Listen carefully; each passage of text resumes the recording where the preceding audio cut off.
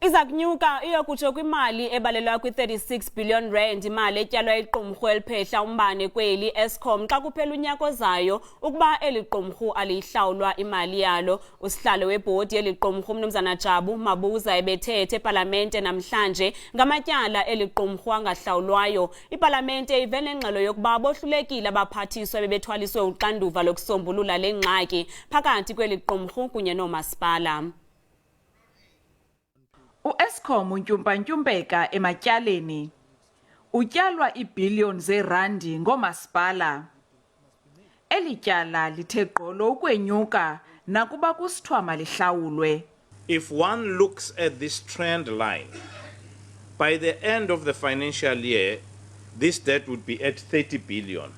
Kodwa oomasipala babeka ityala kumasebe karhulumente, oosomashishini kunye noluntu.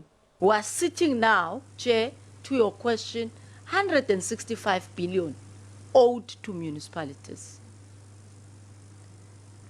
77% household. Can we park that a little bit? Let's get into 10 billion by government and 24 billion by business. It's money that can be collected if there's just clear willingness to pay.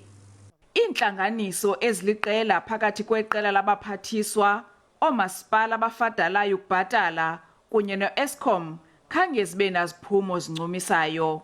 What is clear, you see, the yardstick measure for us is success IMTT would have been reduction in debt. It didn't happen, so as far as we're concerned, it was a failure.